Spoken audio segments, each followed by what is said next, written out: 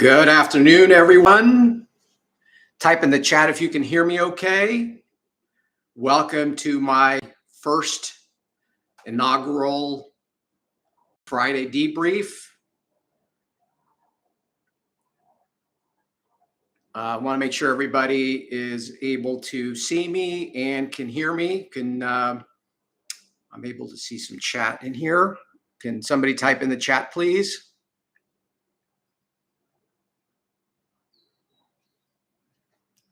Let me see.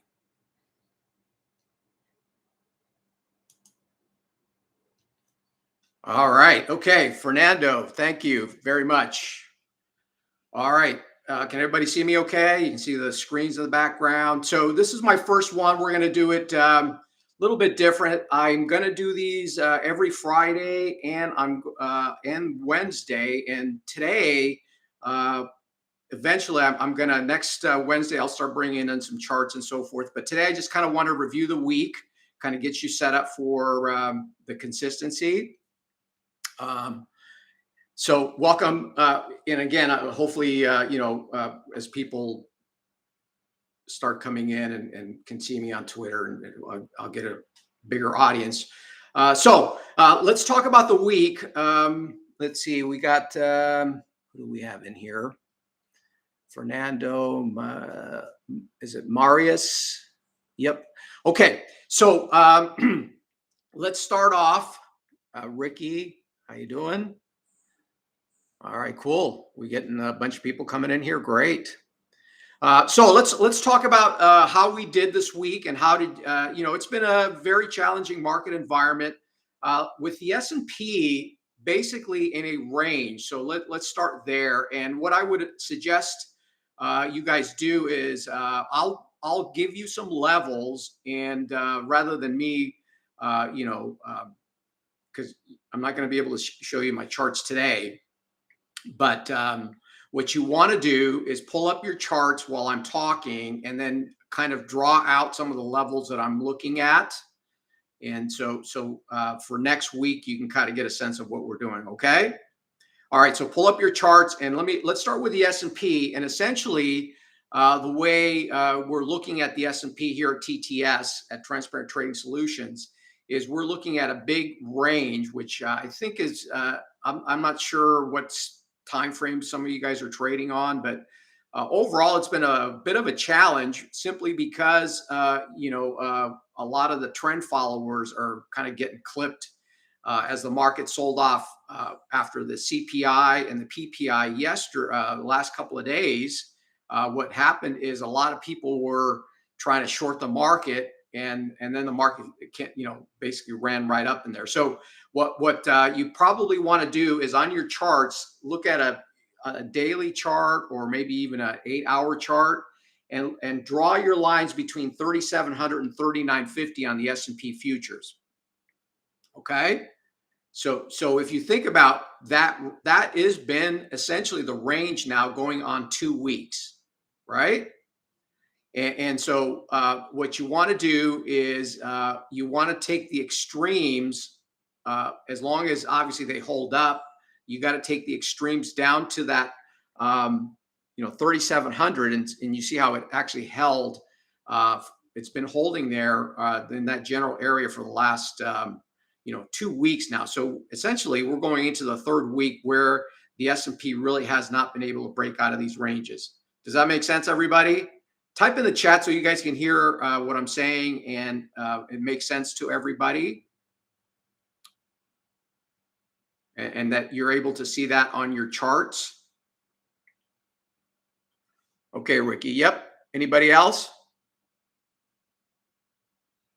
Okay. Yep. Charles, how you doing? Great to see you. Okay. All right. Abe. Yep. All right. All right. So is everybody able to see what I'm talking about here on the charts, right? One of the things that a lot of people are getting tripped up with right now, because the market keeps swinging back and forth, is essentially getting stuck trying to chase the market or not really realizing this whole range trading type of thing, right? And so you gotta stay with this. And where we ended the week, the S&P ending the week at 3865, smack in the middle of that range. Yeah. Does that make sense? And so, there's not a whole lot to do. You got to really kind of stay patient. So now let's look at the Nasdaq together, right? So the Nasdaq, pull up the Nasdaq 100 chart and draw your lines between 11,400 and 12,250, right? And if you look at that, that's a very similar, that's a very similar range in the Nasdaq. Now, one of the things I've been tweeting about, actually, by the way, if you guys haven't subscribed to my, I'm going to be writing about this weekend. If you haven't subscribed to my newsletter, go to support at Transparent Trading Solutions and ask for my newsletter. I publish that every Sunday. So if you guys don't have that, go ahead, and it's free. You're not going to get charged anything. And I do go through a bunch of levels in there and kind of give you some ideas as well. Okay. All right. So here's the thing. Now let's peel the onion back a little bit. Let's talk about what's going on under the surface, because this is really what's going to drive the market. So we have the dollar, which I'm going to talk about in a minute. We have the dollar driving a lot. You guys know that the dollar has been pretty much in a huge up move. But here's the thing. It peaked last night at about 109, right? And it did have a pretty nice reversal, and it is sitting at some really monthly distribution areas from 2002, right? Now, we did get long SLV with some calls. So I'm going to also give you some positions we're in right now in transparent trading.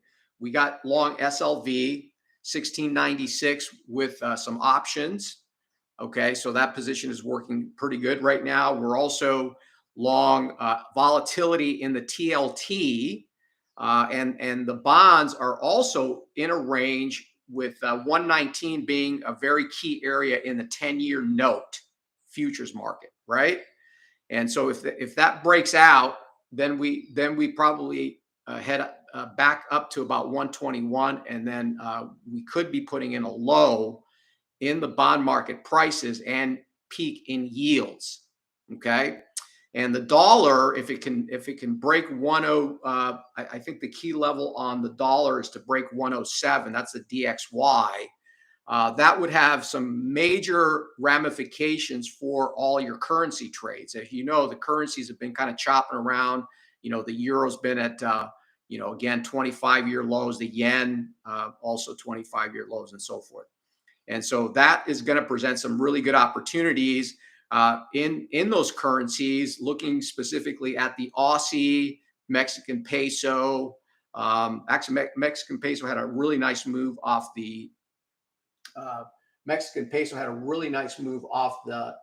47 level, which we'd been eyeballing. And I actually did mention that in the newsletter a couple of weeks ago. So that's kind of what we're looking at and the dollar is going to be key in terms of how it's driving a lot of the currencies, the metals, and so on and so forth. So keep that in mind when you're trading currencies. Is keep in mind that the dollar is pretty much driving everything.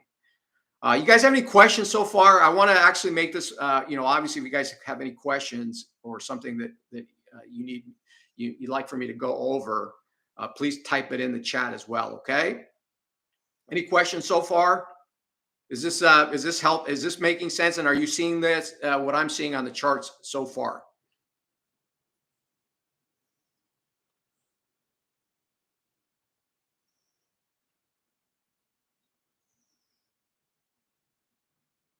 All right, good.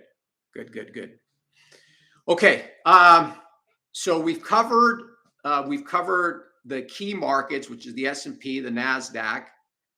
Okay, the dollar driving a whole lot of everything. Now let's switch. We're only 10 minutes in. Wow. Oh, okay. We're gonna have to fill in some time, huh? Well, there's not a whole lot to talk about, really. But I'm going to be here for half an hour. We'll find something else to talk about. Don't worry.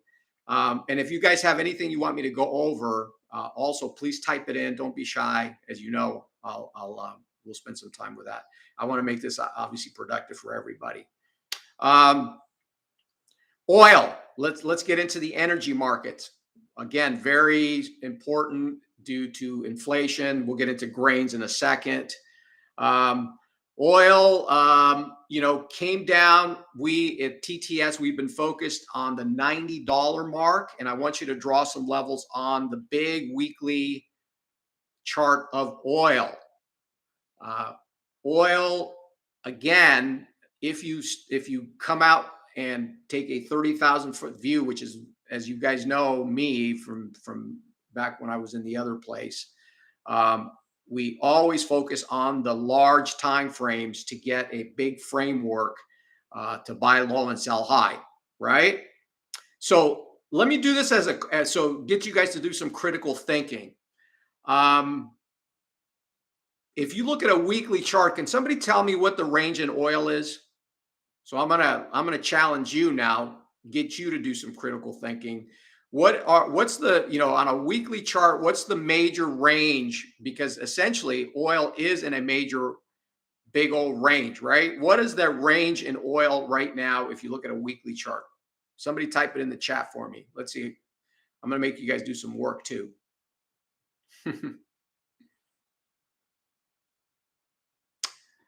Ricky, yep. Actually, Marius has, no, actually, we can go up to 130. No?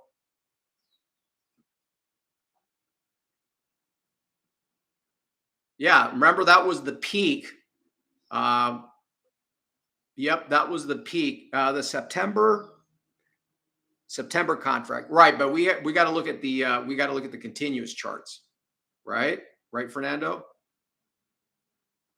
Yeah. So you got to keep in mind that it actually did peak out at about 130. Remember that big blow off top from, well, you got to look out for at least a year, Marius.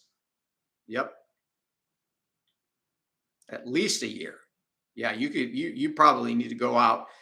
Oil actually peaked back in 2008, right? Ben. Who's Ben? All right. Okay. So essentially, 90, 85, 90 to about 130 is really where the range is. And again, we at TTS were focused on that 90 level in our market overview and our M3s. We were focused on. In fact, I have an order which missed by 3 cents to buy XLE. We missed it by a few cents. In fact, we were trying to get long XLE the other day, actually on Thursday, and we missed it by 3 cents. But it is what it is, right? I still have that order working, and we'll take another look at it next week. But oil did, I think the low was 90 and a half, and we did rally. We did have a nice trade in oil today. In fact, we did go long. We'd had a nice trade in oil, which we got out of already. Okay. So again, if we're going to resume the move up, which I believe we will, $100, there's a level around the 100 mark that needs to get broken so that the bulls can take control of this market again. Okay, so watch out for that. We'll review that on Wednesday. Now let's skip to Nat Gas. I've been very bullish on Nat Gas. I think I've been talking about that in the weekly newsletter.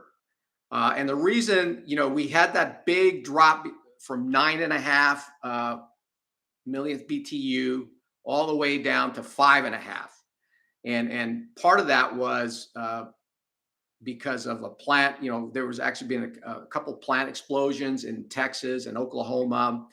And but the situation in Europe where they are heavily dependent on Russia for their gas supplies.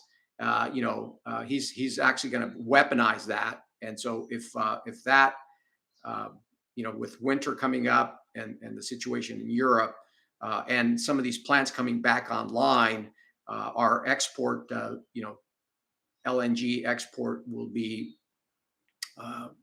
good. And you saw a big, nice move above the $6, above the let's see, above the $7 mark this afternoon. We do also have a trade set up on that for next week to go long. And I've been using a couple things. I've been using options on UNG. If you also, other than futures, there's the mini futures. There's the maybe a little too volatile for some folks, the standard 10,000 BTU MBTU contract. Check out BOIL. Okay, for those of you that want to trade options and ETFs on UNG or nat gas, check out I'm gonna actually type. Do you guys know about this one? BOIL. Type in the symbol. What is that? Anybody know what BOIL is? The ETF. Anybody know what that is?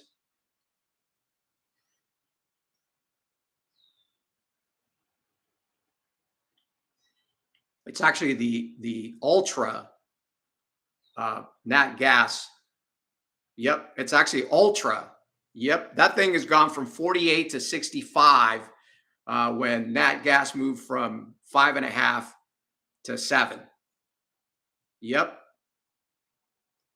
And so that may be an alternative for some of you if you want to participate in a nice move in nat gas, which is what we're doing here at TTS, at Transparent Trading Solutions. Okay, so check that out. Okay, and again, since we did break out above, I'm sorry for squinting. I've got like the sun shining right in my eyes. We do have a breakout above 7. Okay. And that could also be very bullish, because the next level really here is not going to be until about, we could actually run up higher than 9.5, which was the peak a couple of months ago because of what's going on in Europe. Okay.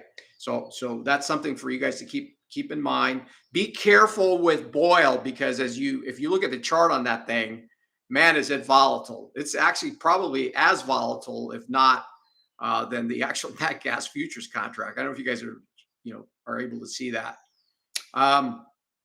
One of the things that you can do, though, to mitigate some of that risk is, because it is an ETF, you could buy 100 shares. That thing swung already like 20 points in the last 2-3 weeks. You could also buy 50 shares or whatever and kind of keep your risk down if you are not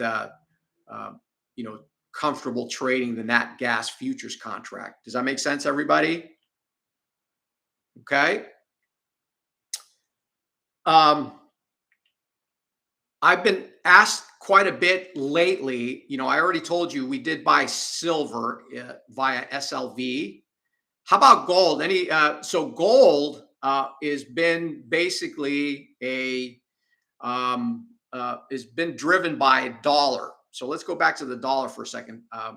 And copper also. I've been looking at copper. I'm looking at copper a little bit lower. If you guys look at your weekly, that thing has just it's gone down pretty sharply due to, the recession fears and the dollar going up. But it is coming into some really nice levels for a longer term play, right? For this is not short term.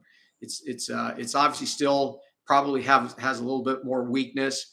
But if the dollar is going to peak here, if the dollar peaks, then what's going to probably happen is a lot of this will be reversed. We haven't talked much about the grains yet.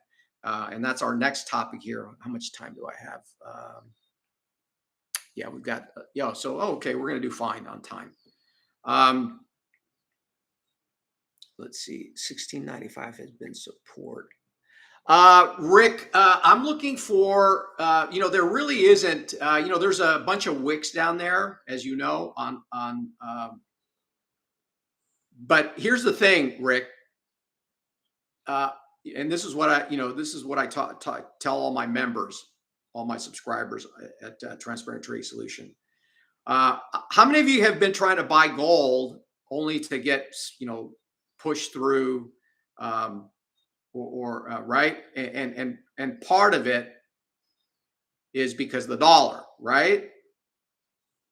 So what happens is, like I tell people, like if you've been trying to buy currencies, you say this great, demand level or whatever, and you try it and it, you get stopped out, or, you try all this, all these demand levels in some of these currencies in the futures markets, and you keep getting stopped out. Why? Why do you think that is, everybody? Again, I'll ask you as a question. Why do you think that keeps happening to you when you try to keep buying currencies?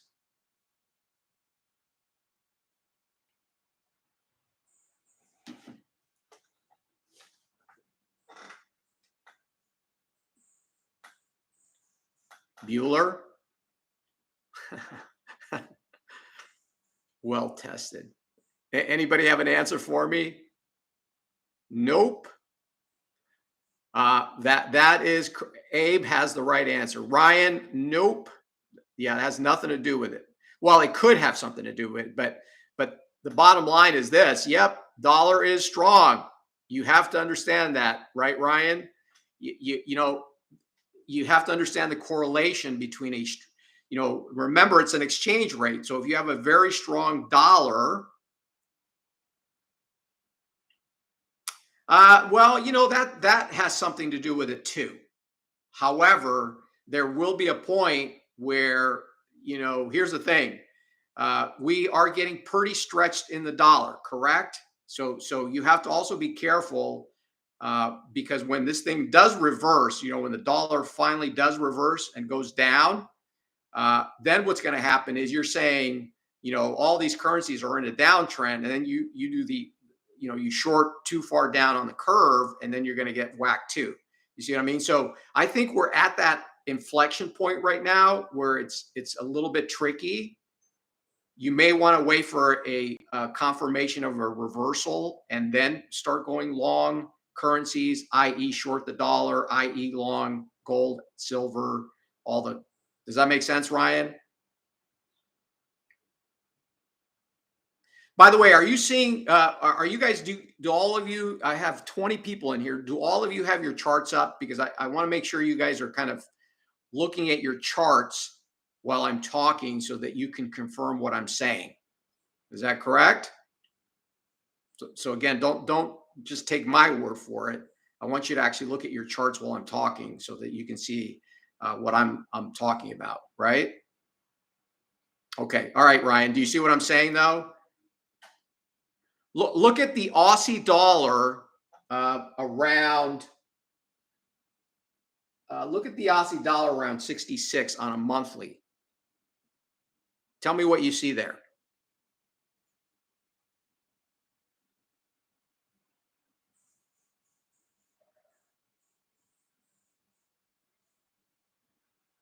Long Bitcoin. Yeah, I don't do Bitcoin. So, but here's what I can tell you about Bitcoin, Fernando, and I'll ask as a question. You give me the answer. Is there a correlation between the Nasdaq and Bitcoin? Is there a direct correlation between the Nasdaq and Bitcoin? Yes or no?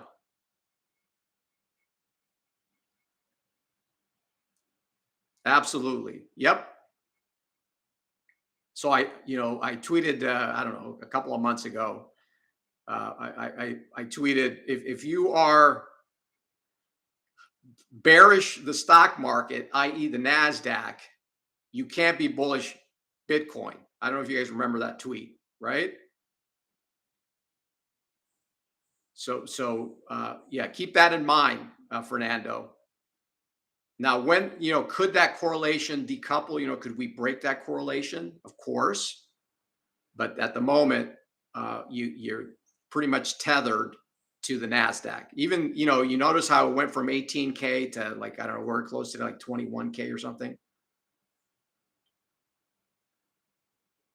That's okay, Ryan. Yep. I'll show you some charts next week when I come in on Wednesday. So I'll do these on Wednesday and Friday. So let's look. We've got about a couple of minutes here. We got 5 minutes. So what's up for next week? Okay, so let's set up next week, and I'll be with you guys on Wednesday again. Let's kind of recap here. We're still not out of these ranges. The kind of the data points to look at next week is the ECB on Thursday. Okay. So that's going to be huge in regards to the dollar, because the dollar is about 57% of the dollar index. So, they're probably going to tighten. We have a bunch of earnings coming out, right? We've got Goldman on Monday. I've been talking a lot about, like the banks. In fact, we're trying to get long JPM. Yep. Bitcoin is a technology. Okay. And so there are, again, the things I would be really focused on starting on Sunday. I'm going to be with my group on Sunday with my TTS group. I do a Sunday recap. We're going to cover all of our trades that we did for this week with a spreadsheet and set up some trades for Sunday. So Sunday, look at nat gas for a gap. Look at the grain markets for gaps. Grains, I didn't really get into grains too much. As we know, they've gotten hit pretty hard, but they had some really, really strong bounces. If you look at wheat, corn, soybeans, had some really strong bounces off of weekly accumulation levels. And then they fell right back down again. So they're sitting towards the end of they're kind of forming some ranges at the moment, right? If you look at your wheat chart or corn or soybeans, you can see those moves as well in there. So look for that next week. Last thing is, everybody is super bearish on stocks for obvious reasons. You have inflation, you got rates coming up, you got the Fed tightening. However, when the market refuses to go down on bad news, what is the market trying to tell you?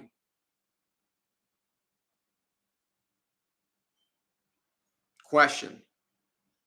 You guys notice that the market has not gone down, even though they keep throwing the kitchen sink at it, right? They keep throwing all this stuff at it. But again, that doesn't mean we're out of the woods yet, but we got to pay attention. And I'm also looking at underneath the surface, some semi stocks, SMH, AMD, Taiwan Semi. All these stocks are going to give you, going to be almost like leading indicators. Okay. And then obviously the banks also have to act better. So any last questions? By the way, did you find this helpful?